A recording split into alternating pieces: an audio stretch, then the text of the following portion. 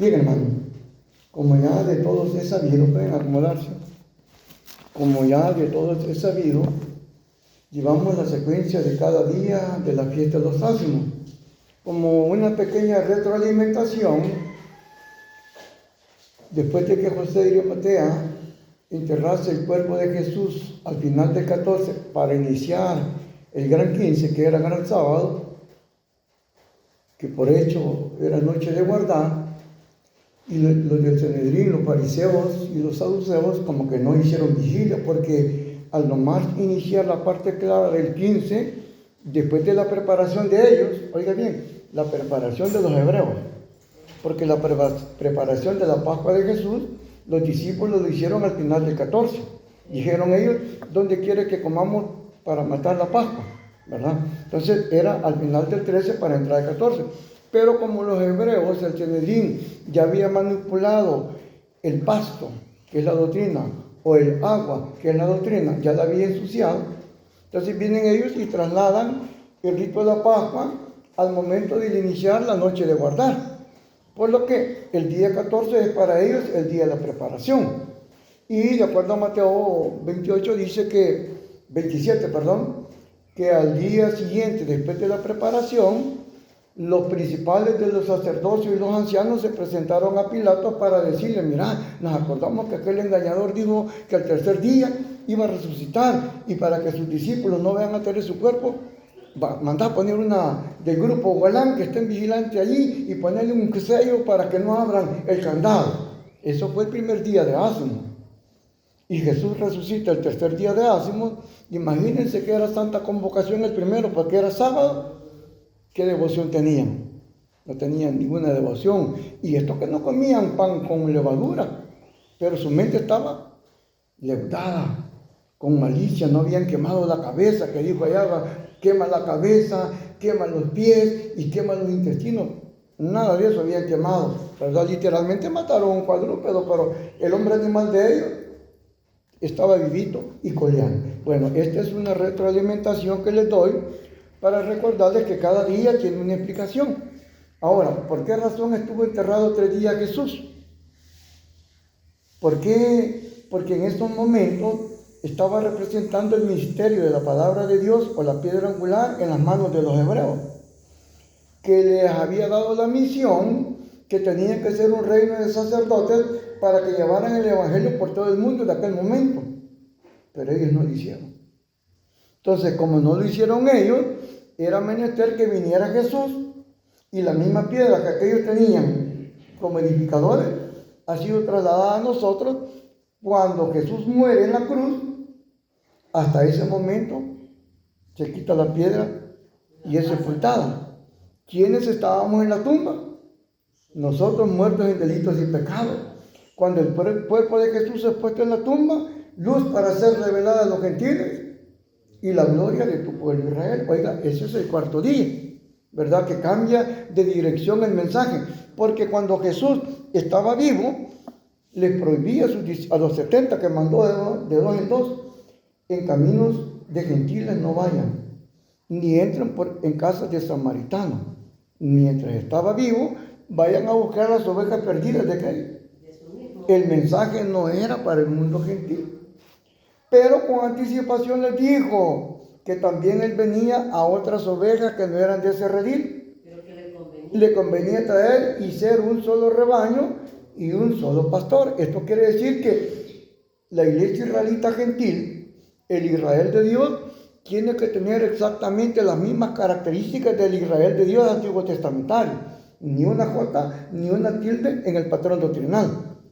Óigase bien, esto va porque muchos de nosotros, aquel candado que pusieron los grupos de poder para que el Cristo no resucite, ha llegado hasta muchos ministros israelitas que han quitado noche de guardar, que han quitado fiesta de ázimos, que han quitado lunas nuevas, que han quitado fiesta de las trompetas, que han quitado día de expiación.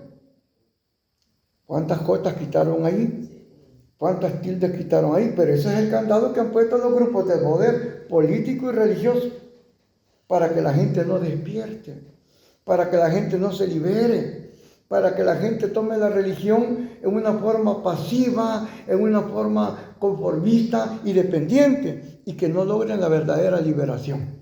Fíjese bien, entonces el cuarto día es precisamente esa oportunidad, representa el cuarto milenio, donde Jesús prepara a sus discípulos. Fíjense que aún cuando estaba vivo les decía, no vayan por caminos de gentiles ni entren en samaritanos, pero cuando ya resucitó, el mensaje de él cambia. Ahora sí, pero cuando los mandaba a la casa de Israel, les dice, no llevan cebadera. Porque sabía que los hermanos israelitas le iban a dar de comer. Pero cuando ya resucitó, bueno, dice, ahora sí, hoy agarren su cebadera, porque van a ir al mundo. Y el mundo no conoce el reino de Dios, que es compartir, repartir y repartir. Así que cada quien lleve su comida. Ya vean cómo cambia el mensaje, ¿verdad? Para que vean que cuando ya se tira al mundo gentil, como el mundo gentil no conoce los principios sagrados, ¿verdad? Carece de esa característica de ser hospedadores, de ser dados, sino que le dan la espalda a su carne. Entonces es así como llegamos al quinto día. En el quinto día ya se está llevando la masificación o la globalización del ministerio de Cristo, porque en un momento solo estaba enfocado al territorio de Israel, pero porque el Señor siempre tenía la esperanza que los hermanos de sangre de Él iban a salir con el mensaje, y así fue.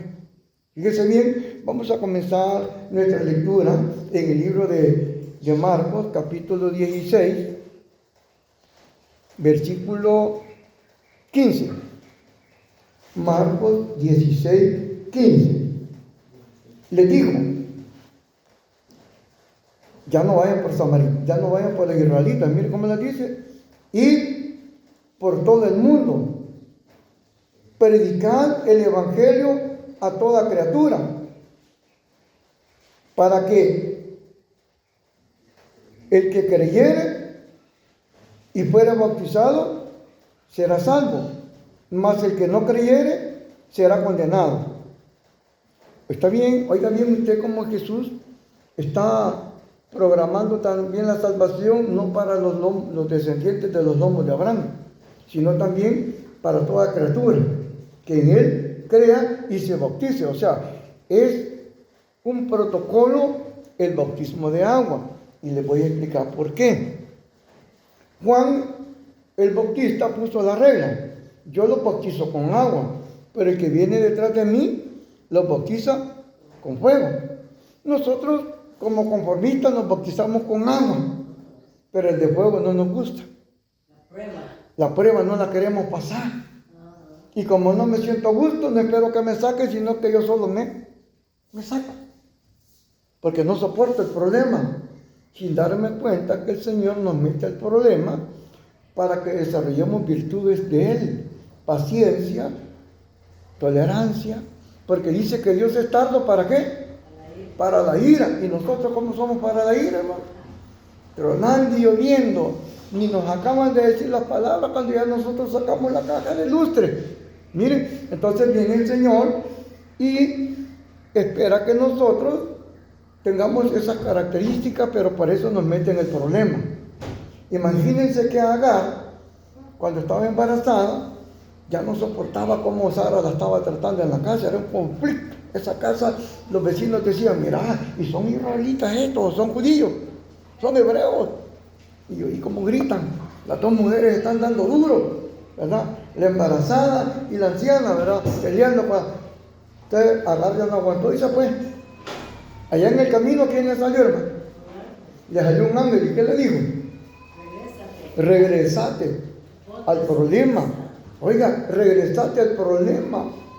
Y uno se pregunta, ¿acaso Dios es sádico que se divierte viendo el sufrimiento? No, no es sádico. Dios lo que hace es aprovechar el problema para que los que quieren ser hijos de Dios desarrollen tolerancia, desarrollen paciencia como Él es paciente. Y por eso, cuando Israel salió de Egipto, dice Deuteronomio 8:2, te llevé por el desierto, ¿para qué? Para afligirte, para probarte, para ver si tenías temor a Dios y guardabas los mandamientos. Mire, para eso pone el problema. Jesús mismo pudiéramos decir que Jesús como que era el cabueto, que no dejaba que sacaran la cizaña, fíjese. Y uno dice, ¿y Jesús por qué no dejaba sacar la cizaña? Pues no, porque la cizaña como Nabucodonosor, en las manos de él es vaso de oro, para probar si el aspirante a ser hijo de Dios pasa las pruebas, supera el obstáculo. El problema no lo va a ver como obstáculo, sino que el problema lo va a ver como una oportunidad para desarrollar tolerancia, para desarrollar mansedumbre, ¿verdad? ¿Cómo lo va a ejercitar? Jesús dijo, si tu ojo te fuera ocasión de caer, ¿qué dijo? Y no es que nos vamos a sacar el ojo literal. El estímulo que vemos enfrente es un desprecio que nos hacen, ¿verdad? Y cada vez que nosotros sentimos un desprecio, que lo vemos con el ojo, ¿nos incomoda o no nos incomoda? Entonces ahí es donde dice, sácalo, no dejes que te incomode. Hace como que no ves, ojos que no ven. Se está sacando el ojo, mire, ya no mira aquel desprecio, ya no mira aquella marginación, y usted no se enferma, pues, está tranquilo. Si oye que tiran una indirecta, haga como que es sordo. Así decía David, fíjese. Yo hacía como que era sordo, no oía, no abría mi boca. Oiga, cuando nosotros no nos hacemos los sordos, inmediatamente sacamos la caja de lustre, ¿verdad? Pero decía David, yo hago como que era sordo, no oía, no abría mi boca. Oiga, ahí estaba cortando el estímulo que entraba por el oído. El estímulo es una indirecta. Fíjese bien, nosotros no acostumbramos a soportar una indirecta, no digamos una directa, un solo no tengo, ¿verdad? Entonces, por eso es que el Señor manda que el mensaje se lleve a todo el mundo, porque el mundo vive solo en guerras, hermano. El mundo vive solo en conflictos, pero no para que vean el problema como una oportunidad, sino para desahogar sus demonios que tiene, desahogar sus fuerzas luciferianas que tiene. Y el Hijo de Dios tiene que ver el problema como una oportunidad. Imagínense al hombre animal Saulo. El hombre animal Saulo, por solo oír el nombre del Nazareno, ¿qué sentieron? Cólera. Y con dos, hasta agarró impulso para tirarle la piedra. ¿A quién? A Esteban. El hombre animal Saulo. Pero el hombre espiritual, Pablo, ya no le era problema. Él mismo se puso la etiqueta de Nazareno, ¿no? Y cuando se puso la etiqueta de Nazareno, lo andaban siguiendo a él. Antes él seguía.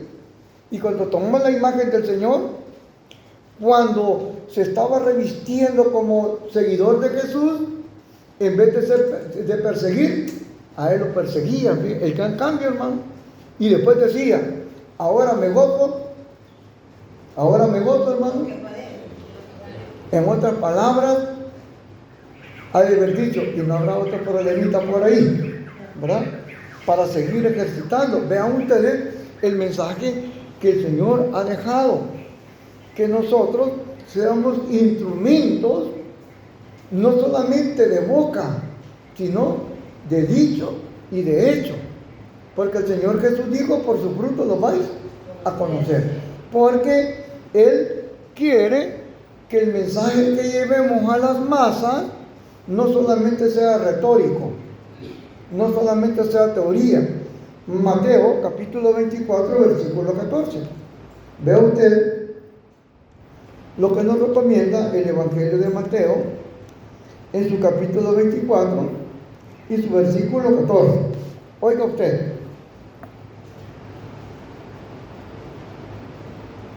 El versículo 13 nos está diciendo que tenemos que pasar la prueba resistiendo, porque Agar iba huyendo al problema, ¿verdad? Y el Señor la regresó al problema.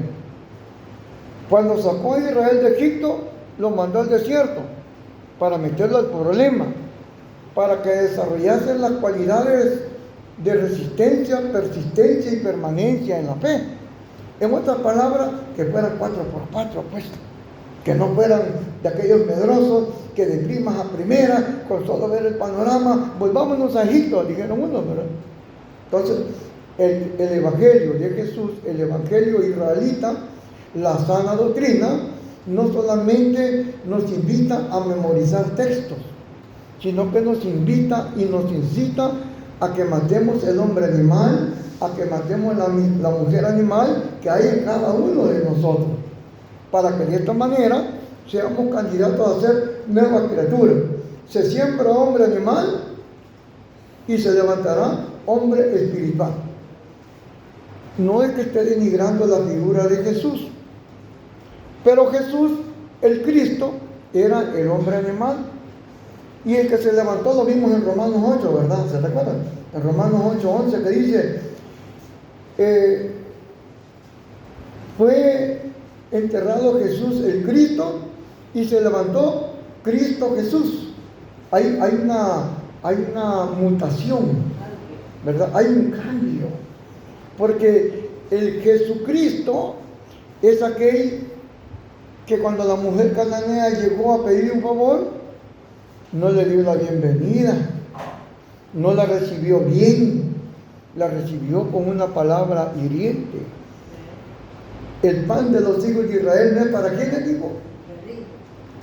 Ese era el hombre animal Jesús, el Cristo, que se imponía primeramente lo humano. Pero cuando Él sigue ejercitando, sigue dándonos muestras, esto para que lo veamos, ¿quién es el hombre animal? El hombre animal es aquel que reacciona impulsivamente. La mujer animal es aquella que actúa impulsivamente, que no reprende sus acciones, sus decisiones y aún sus expresiones. Pero cuando se entierra al Jesús el Cristo, a los 3 días, como había estado ejercitando tolerancia, paciencia y humildad, a los 3 días se levanta de la tumba, pero ya no es Jesucristo, ¿no? ¿Quién es? Es Cristo Jesús. A Jesucristo, como era el hombre animal, lo clavaron. Pero el Cristo Jesús ya no. El Cristo Jesús tenía un control sobre su materia que ni siquiera tocó la puerta para entrar donde estaban los discípulos. Solo pasó, mira, ese es el Cristo Jesús. El hombre espiritual, el que venció el pecado en su carne y nos enseña a nosotros lo mismo, que si queremos levantar nuestro cuerpo a la tumba, dice Pablo, si el Espíritu, que aquel que levantó a Cristo Jesús de los muertos mora en vosotros, el que levantó a Cristo Jesús vivificará vuestros cuerpos mortales por su Espíritu. Entonces esto nos dice que durante estos 7 días de solemnidad, el Espíritu del Señor está fluyendo sobre cada uno de nosotros. Depende de nosotros si nos convertimos en vasos receptores, si no lo desperdiciamos al nomás salir del templo cuando termine el día, ¿verdad? Y en un santiamén botemos lo que 8 horas de haber estado en el templo por un momento de perder el sentido de la razón, o como decimos, perder el quicio, ¿verdad? Entonces es necesario que nosotros entendamos que será predicado, dice, el Evangelio del Reino en todo el mundo.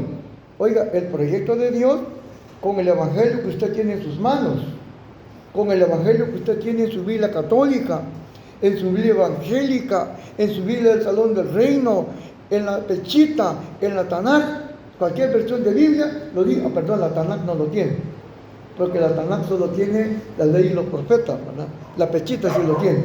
Bien, pero aquí nos está diciendo, miren, y será predicado este Evangelio del Reino, ¿a dónde, hermano? Por todo el mundo. Pero ¿cómo va a ser predicado? ¿Para qué dice, hermano? Para testimonio a todas las naciones, y entonces vendrá el fin. El fin del hombre animal, el fin de la mujer animal. Porque cuando dice que demos testimonio, nos está diciendo que no solo profesemos que conocemos a Dios. Como dijo Pablo, profesan conocer a Dios, mas con sus hechos, ¿qué dijo? Eso es lo que no quiere. Por eso dice, y entonces tiene que ver el fin del hombre animal y de la mujer animal. Y cada vez que nosotros proyectemos o divulguemos el Evangelio, lo tenemos que demostrar con hechos. Por ejemplo, yo digo que soy israelita, que creo en el Dios de Abraham, Isaac y Jacob, el Dios de Israel, pero no celebro fiesta de ácimos, pero no celebro noche de guardar, pero no celebro fiesta de las trompetas, pero no celebro expiación, porque no entiendo el 14 de Aviv con el 10 de Tanín, no lo entiendo, y por eso digo, no, que el 14 quita el 10. Y la pregunta es, y cuando el Espíritu Santo inspiró a Moisés que escribiera las tantas convocaciones, no fue en el mismo momento que le habló el 14 de Aviv y le habló el 10 de Tanín.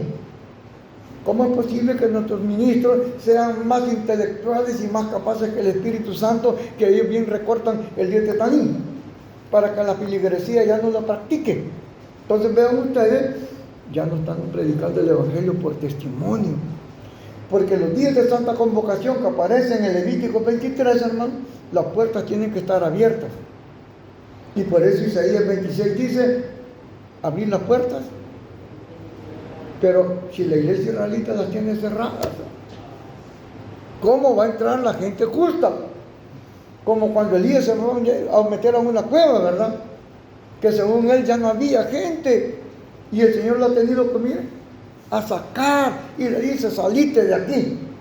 Allá afuera hay 7,000 o 6,000 hombres que no han doblado sus rodillas a Baal.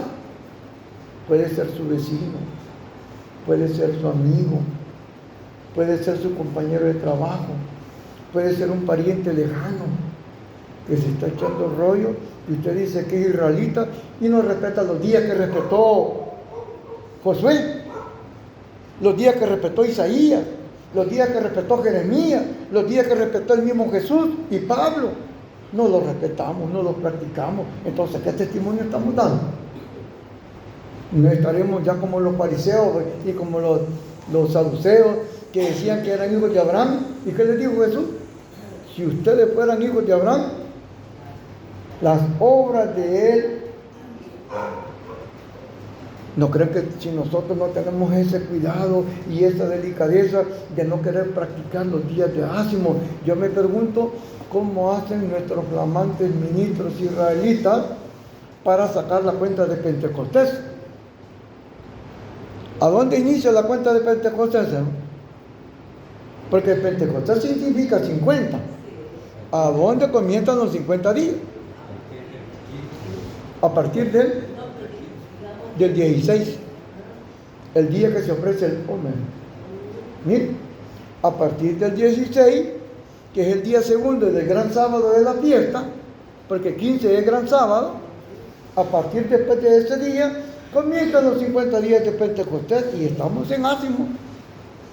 Y yo pregunto a mis hermanos ministros israelitas que ya no quieren conmemorar fiesta de ácimo, ¿de dónde toman la cuenta? Pues si el Señor a través de Moisés les dijo, ustedes tienen que ser cabezas.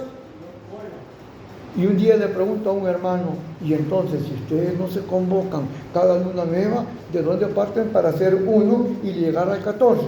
Esperamos que los hebreos nos manden la cuenta, que venga la cuenta de Israel. ¿Y qué dijo Jesús? Nadie más comerá de ti fruto, le dijo a la higuera a Israel, hermano. Está hablando de ese Israel, hermano. Nadie más comerá fruto. Y mire, yo veo como los hermanos con gran voracidad agarran lo que aquellos enseñan, como les he hablado de una vaca de este color, ¿verdad? Prefiero la vaca Lola. Y les voy a explicar por qué. Porque la vaca roja no tiene ninguna vinculación con la construcción del templo. La gente que va de cola, ya van a construir el tercer templo, ya tienen la vaca del FMLN roja. Lean la Biblia católica, evangélica, los testigos de Jehová. La Biblia les dice que la vaca roja no era para el templo. La vaca roja era para el que andaba inmundo por muerto. Ya cuando uno les dice eso, no, pero es que para limpiar el templo. Para limpiar el templo se usa la sangre de macho cabrillo, no de vaca roja. Por no leer la Biblia, hermano Chepe Miel. Y por eso los invito a usted a que no solo digan amén, investiguen, busquen más información, no se conformen con lo que yo les estoy diciendo. Vean que si usted quiere ser Israel de Dios, y todos los que vivieron conforme a esta regla, dijo Pablo, oiga, la misma que tuvieron aquellos antiguos testamentarios, lo mismo que dijo Jesús, tengo otras ovejas que no son de aquel. Somos nosotros los otros, ¿verdad? A esto me conviene traer, y también que tenga un solo rebaño y un solo pastor. Quiere decir una misma enseñanza, sin quitarle jotas ni tildes. Entonces ve usted cómo aquí el Evangelio de Mateo nos invita a que demos testimonio hoy, este día, que para toda la gente es martes, ¿verdad? Común, martes común ya, porque para la gente la semana pasada era la Semana Santa, pero para nosotros todavía estamos en la semana de la fiesta de los ácimos. ¿Y qué significa ácimos?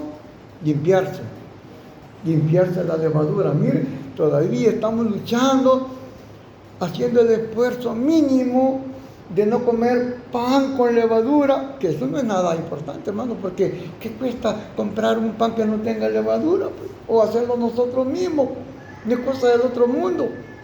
Pero el Señor se fija en detalles chiquitos, les decía a los hermanos, ¿verdad?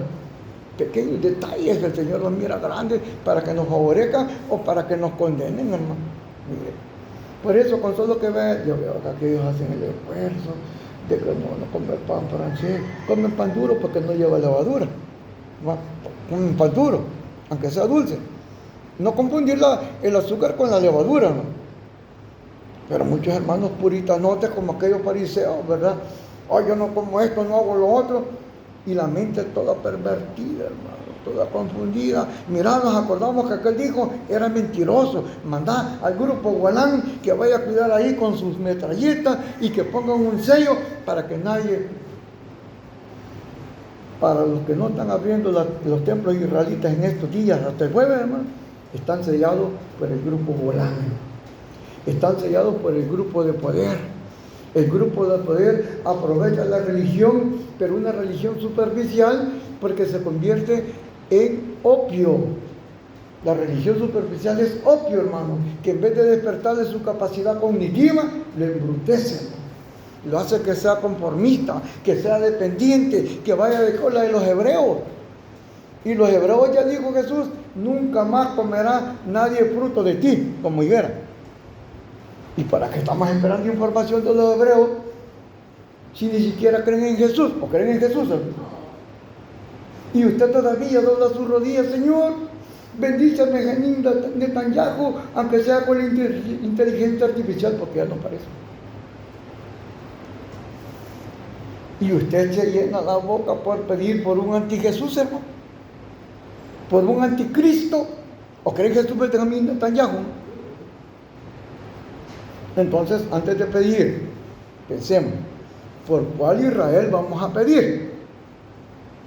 ¿Por los genizaros sionistas? Porque son genizaros, son criminales. ¿O por el remanente de Israel? Mire, el rey Josías tuvo la capacidad, ¿no? En 2 Crónicas 34, 15 al 19, lo pueden ver ustedes en su casa, hermano. Tuvo la capacidad de decir, vayan a preguntarle, no a un profeta, porque los ministros han confundido la doctrina. Vayan donde la profetiza Hulda. ¿Y a dónde vivía Hulda, hermano? Dice que vivía en la casa de la doctrina. Esta mujer sale empapándose de la enseñanza sin ninguna mistura, hermano, sin ninguna enmendadura. Y le dice, pues ustedes lo pueden ver en su casa, 2 Crónicas 34, 15 al 19 o hasta el 21, dice que le manda a preguntar a una mujer. Y todos los hermanos son misóginos. Oigan a la mujer, verla que agarre la Biblia. Y el rey Josías a una mujer le mandó a preguntar, hermano. Pregúntenle a la profecita Hulda, que vive en la casa de la doctrina, ¿qué dice Dios de mí? Pregúntenle por mí, pregúntenle por el remanente de Israel y por el remanente de Judá. No pidió por todos, para que vea que desde el tiempo antiguo desde antes que fueran a la transmigración a Babilonia, ya había la diferencia del Israel genizaro, sionista, político, criminal, y del Israel de Dios, hermano. Ya estaba la diferencia. Jesús no nació de los genizaros sionistas, hermano. Jesús nació del remanente de Judá. De ahí nació él. Y por eso chocó con los que tenían el poder religioso, hermano. Y ahí es donde nosotros estamos inmersos, que al llevar la sana doctrina como testimonio, le empiezan a criticar. Ya nuestros ministros en el concilio dijeron que no vamos a hacer fiesta de Ázimo. ¿Y ustedes por qué la hacen? Porque nosotros no seguimos a los ministrones comunes y corrientes. Nosotros seguimos al ministro de los gentiles, que dijo, ya nuestra Pascua fue sacrificada. ¿Qué más dijo? Hagamos fiesta de Ázimo. No está diciendo no hagamos, ¿sí? Vean cómo choca el mensaje original, la doctrina israelita sin enmendadura, nos está diciendo que hay que hacer los días de Ázimo, que hay que hacer fiesta de Ázimo. Y nuestros flamantes ministrones se adecúan al corriente del río de la gran bestia, que hace que las leyes laborales ya no nos den permiso de estar reunidos este día, ni mañana, ni pasado mañana, porque todo por compromiso, ya sea de familia, ¿verdad?, y por compromisos laborales, tienen que ausentarse de los templos, hermano. Pero eso no quiere decir que nosotros vamos a obedecer al hombre, porque Pedro dijo, es menester obedecer ¿a quién? Bienaventurados los que han escuchado ese llamado, los que se someten a la jurisdicción de Dios, porque aquí dice, ahorita en este momento están dando testimonio ustedes que son predicando el evangelio de Jesús sin enmendadura, porque váyanse a las otras iglesias israelitas que ustedes conocen ahorita, la de Coco, la de Cuyulo, la de Tierra Blanca, del Talibán, ¿verdad? No es un barbudo, él se llama Iván, pero yo digo el Talibán, ¿verdad? No piensa usted que, ¿verdad?, es el encargado de la iglesia más grande israelita de El Salvador, hasta se llenan el pecho, amigo. Pero vayan a ver si tienen la iglesia abierta este día. Por eso, a los miembros de esa comunidad israelita les insto, les suplico, les ruego que abran los ojos, que ya no vayan de cola, de que los ministros dicen, así dijo Jesús con los miembros de las iglesias hebreas, ¿sí? Dice que Jesús les decía a la gente, Mateo 23:1, ¿verdad? Y Jesús les decía a la gente, sobre la cátedra de Moisés se sentaron todos los ministros israelitas contemporáneos. Hagan todo lo que ellos leen de la Biblia, mas no los imiten a ellos, porque ellos hablan la Biblia, pero no abren la puerta en las fiestas señaladas por el Señor. Eso fue lo que dijo Jesús, ¿eh? En ningún momento se puso a guerrear con los miembros de esas iglesias, hermanos. Les hizo ver que abran los ojos, que el Señor les ha dado cabeza para que piensen, para que razonen, no para que la tengan de adorno y que repitan como perico lo que los ministros dicen y tal vez es mentira. Entonces, por eso que dice, se predica el evangelio por... Hoy estamos dando testimonio. Si alguien que nos va a ver algún día, en cualquier momento por las redes, hermano, que vea, que baje la información satelital, ¿verdad?, y que vea que en este día estas puertas están abiertas. Y miren las demás iglesias israelitas, cerradas, hermano. Y no es para vanagloria, es porque queremos predicar el evangelio por testimonio, Ruli. Por testimonio significa abrir las puertas. Los que no quieren ser justos, hermano, tienen pies de plomo, ¿verdad? No quieren acercarse. Bien, ahora bien, veamos entonces que el mensaje del quinto día o el quinto milenio, hermano, es que el evangelio se globalice, que el evangelio vaya a todos los rincones. Y dice el libro de Hechos 22, 17 al 21. Hermano, se cortó. Hechos,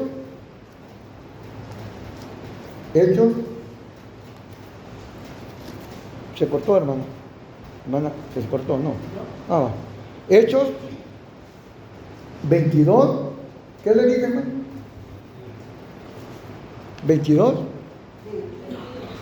Oiga, ¿cómo cómo salió el Evangelio de Israel. Porque la orden era que fuera todo el mundo. ¿Cómo salió? Miren, 22, 17 al 21. Y me aconteció, vuelto a Jerusalén, que orando en el templo, me sobrevino un éxtasis o una visión. Y le vi que me decía: date prisa y sal prontamente de Jerusalén, porque no recibirán tu testimonio acerca de mí.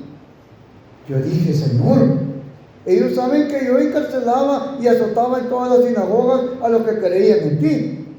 Y cuando se derramaba la sangre de Esteban, tu testigo. Oiga, Pablo está haciendo remembranzas del crimen sobre Esteban, fíjese. Tu testigo. Yo también estaba presente. ¿Y qué más dice, hermano? Y consentía en su muerte y guardaba las ropas de los que lo mataban. Pero me dijo: ven, porque yo te enviaré lejos. ¿A quiénes, hermano? ¿A quiénes nos mandaban? Él tenía pena, ¿verdad? Como quiere mi Señor que le voy a predicar a esos hermanos vecinos que tengo. Si ellos vieron cuando yo llevaba la piedra para matar a Esteban, ¿qué van a decir? Como ya dice, predicar el Evangelio, ¿por qué? Por testimonio.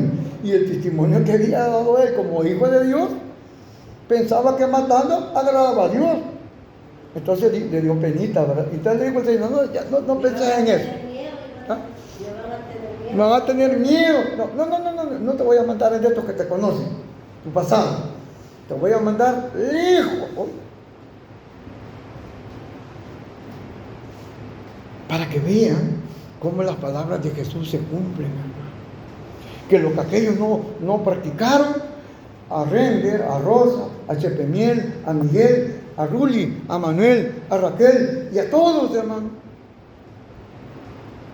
nos está dando el mismo ministerio. Que ya no nos quedemos calentando los unos con los otros, hermano. Que veamos de qué manera reanimamos, incentivamos o motivamos a una persona que está deprimida espiritualmente hablando, ¿no? Y que no perdamos el tiempo, ¿verdad? Sino que hay que decirle: mira, yo urge. Si urge era porque era importante. No vaya a ser que aquel se muera y la sangre de él me caiga a mí. Ve, porque yo te enviaré lejos a los gentiles. ¿Cómo salió? Aquí fue, como dijéramos, la misión. ¿Cuándo inició la misión?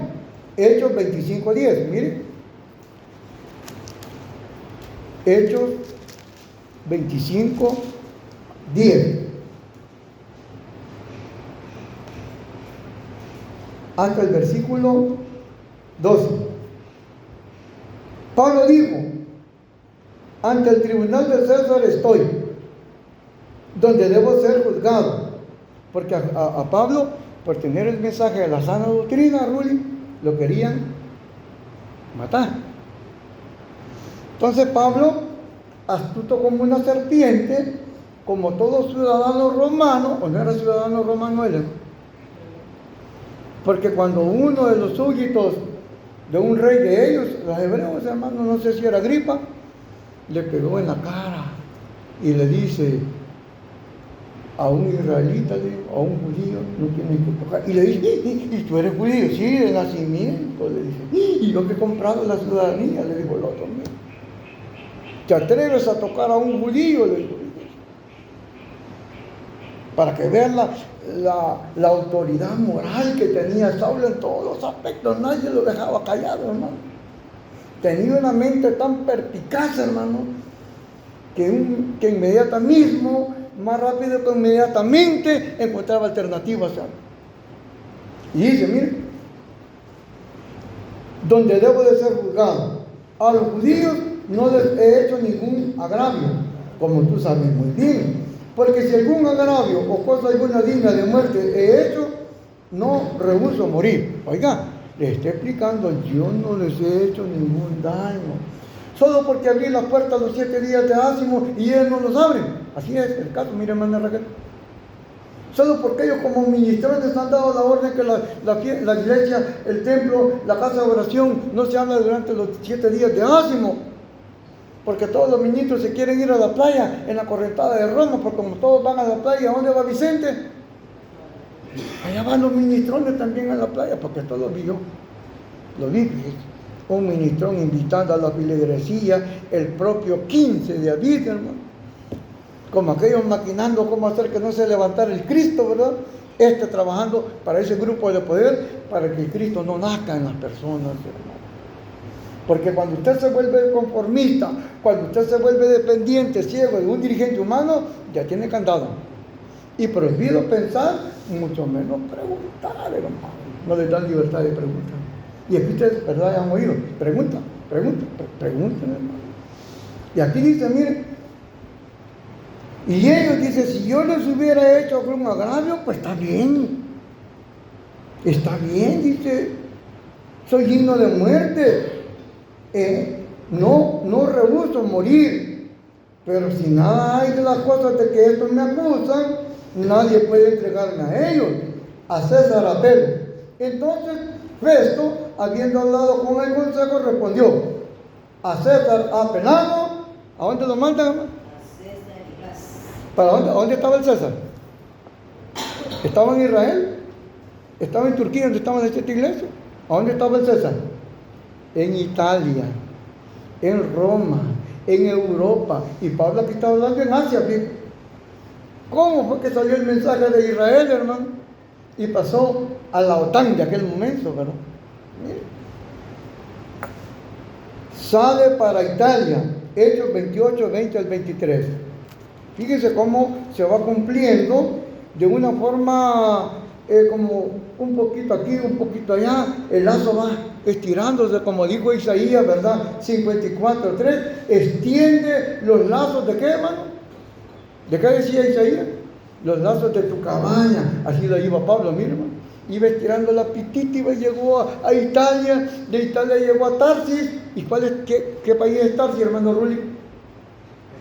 España, mire. La enseñanza después de Roma llegó a España, llamada Tarsis, hermano. Y dice, mire,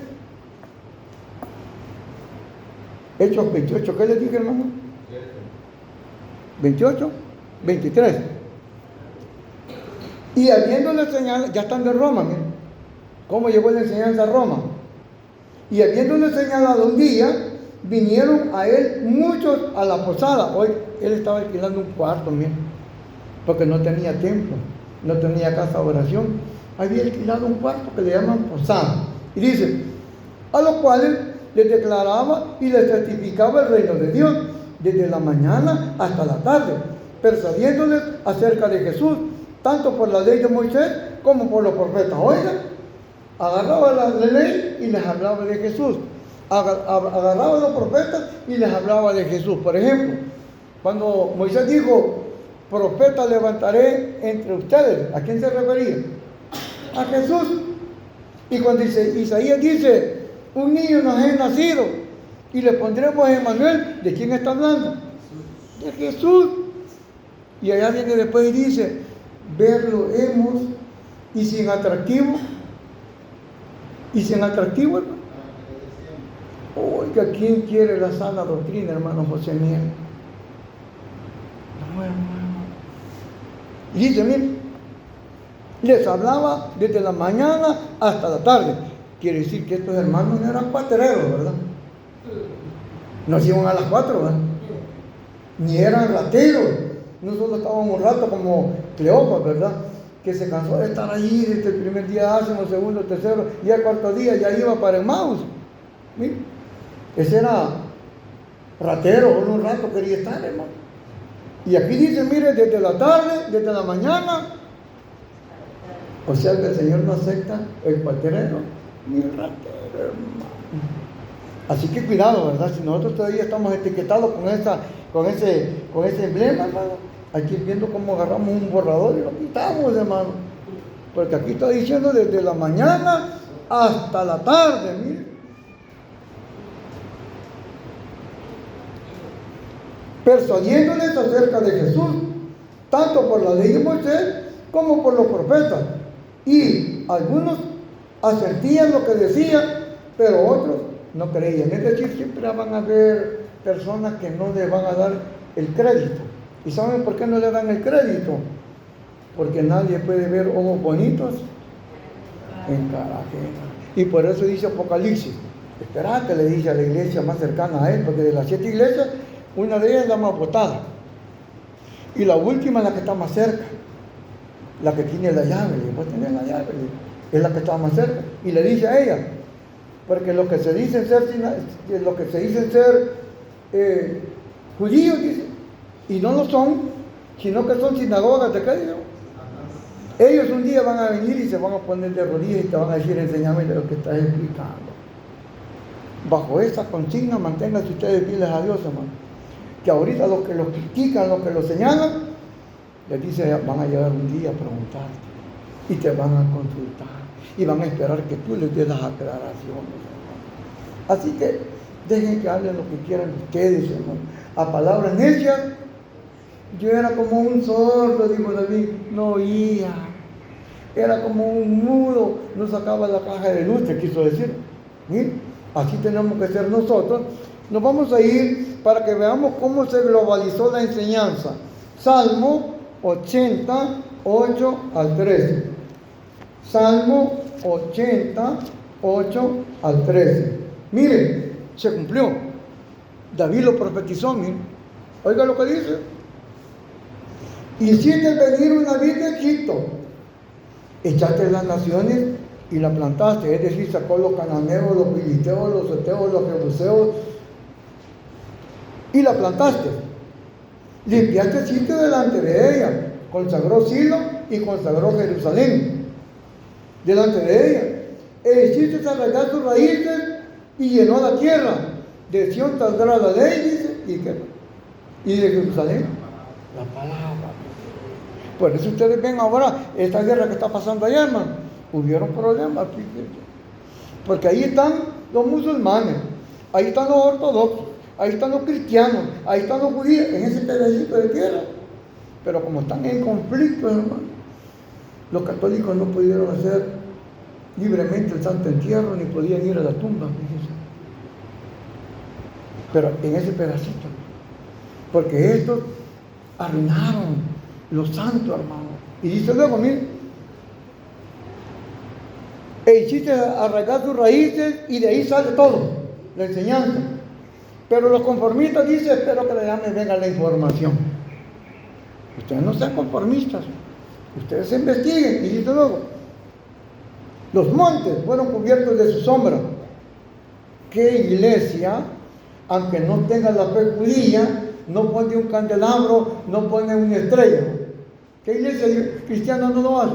Mire, los montes fueron cubiertos de tu sombra, pero no aceptan ser judíos. ¿Qué dicen ellos? Nosotros no hacemos estos ritos porque no somos judíos. Y si le explican así a usted que no hacen estos ritos porque no son judíos, la segunda parte dice, porque somos romanos. Quiere decir que todo aquel que no practica estos estatutos, hermano, tiene el sello de Roma todavía. Y aunque diga que ya no es seguidor de Constantino, sigue la enseñanza de Constantino, hermano. Y con sus sarmientos los cedros de Dios, dice, extendió sus vástagos hasta el mar. Pregúntese cuándo se dio esto, hermano. ¿Cuándo extendió los vástagos hasta el mar? ¿Sabe a quién estaba viendo David? A Christopher Columbus. ¿Quién es Christopher Columbus? ¿Quién es Christopher Columbus? ¿Christopher Columbus quién es? Cristóbal Colón, hermano. ¿Qué hizo Cristóbal Colón? Miren lo que dice aquí. Dice, extendió sus vástagos hasta el mar. La tripulación que traía Cristóbal Colón no eran gentiles, hermano. Eran judíos que estaban etiquetados como brujos, ¿como qué?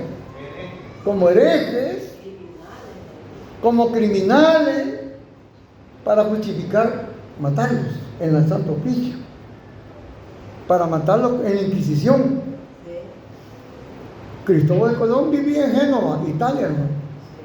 Y cuando se enteró que en España estaban haciendo el Santo Oficio, se armó de valor, se fue a España, ¿verdad? Y convenció a Fernando y a la Chabela, hermano. ¿O no los convenció, hermano? Los convenció, hermano, y les dijo, miren, como en aquel momento, hermano, la ignorancia de la gente era que después del horizonte que se mira al final del mar, hermano, era un abismo. Y creían que la tierra estaba en los lomos de 4 mayulas, o sea, 4 elefantes. Y estos 4 elefantes sobre una gran gigante tortuga galáctica, hermano. Ese era el pensamiento, la ciencia empírica, no, el conocimiento empírico de aquel entonces. Pero como Cristóbal Colombo tenía ciencia de palabra de Dios, hermano, sabía que la tierra era redonda y que estaba sostenida sobre la nada, lo que dice Job 26:7, ¿verdad? Galileo, pero lo que quiero que entiendan es de que Cristóbal Colón tenía conocimiento científico de Dios, hermano. Sabía que la tierra era redonda y que no era plana y que allá había un gran abismo. Y le dijo a la Chabela, mirale, ustedes van a matar a estos hombres, ¿no? Sí, le digo, ¿por qué no me los dan de tripulación y me los voy a llevar? Y les vamos a traer especies, porque lo más caro en aquel momento eran las especies, hermano. Hasta la sal era cara, hermano. Porque a los soldados romanos, ¿por qué creen que les pagaban? Con sal. Y ahí viene la palabra salario. Porque como no había refrigeradoras, ¿verdad? Con la sal adobaban la carne. Les mantenía. Y hasta el día de hoy, los pecados que venden, ¿verdad? Para que vean ustedes. Y Cristóbal Colón persuadió a los reyes españoles. Y como sabían que iban a matar, pues está bien, llévatelos, nos quitan la carga de enterrarlos y de limpiar la sangre cuando los matemos, llévatelos. En medio de esos israelitas que venían ahí, hermano, venía el remanente. Porque el remanente siempre está metido en medio de la cizaña, el trigo. Por eso Jesús no dejó que sacaran la cizaña, porque dijo, puede haber un trigo aquí. Como de los lomos del cizaño Adán salió Set, ¿verdad? Fíjense bien. Entonces por eso es que Dios siempre cuida que no se elimine a nadie, porque de esos judíos que venían con Cristóbal Colón, venía el remanente para América, para que se cumpla lo que dice aquí, miren, extendió sus vástagos hasta el mar, y en el año 1492, Cristóbal Colón llegó a las Antillas, hermano, al mar Caribe, y cuando llegaron a Centroamérica, hermano, se quedaron con los ojos bien abiertos y con la boca abierta, hermano. Hemos llegado al paraíso. ¿Qué decían él? Al paraíso perdido, hermano. La enseñanza llegó a América. Y en el año 1582, 100 años después de que llegaron a América, hermano, allá en Sonsonate, un judío llamado Marco Antonio Rodríguez andaba evangelizando, no la doctrina católica, la doctrina israelita. Por eso fíjense que hay un fenómeno aquí en El Salvador. La zona occidental está llena de iglesia israelita, porque fue la semilla que tiró ese remanente que venía con los que venían con Colón, hermano, que traía la enseñanza para que se cumpliera. Vayan por todo el mundo, hermano. ¿Y saben qué hizo la Iglesia Católica cuando hallaron a Marco Antonio Rodríguez predicando el Evangelio genuino, el Evangelio israelita? Lo mataron.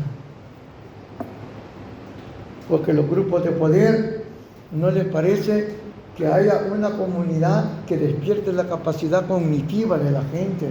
Y seré libre, y la verdad los libertará ¿de qué, hermano? De la mentira. Entonces, para que vean ustedes, pues, hermanos, cómo el Evangelio de Jesús trascendió de un continente a otro continente y del mar llegó hasta América, hermano. Ahora, resta que nosotros tomemos también con responsabilidad este ministerio. Porque el quinto milenio, el quinto día de los ácimos, representa que todos agarremos eso con responsabilidad.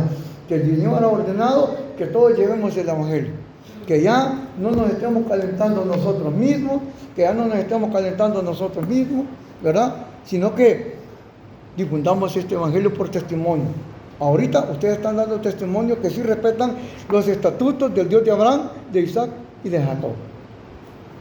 Tengamos en palabra de oración. El padrito estaba.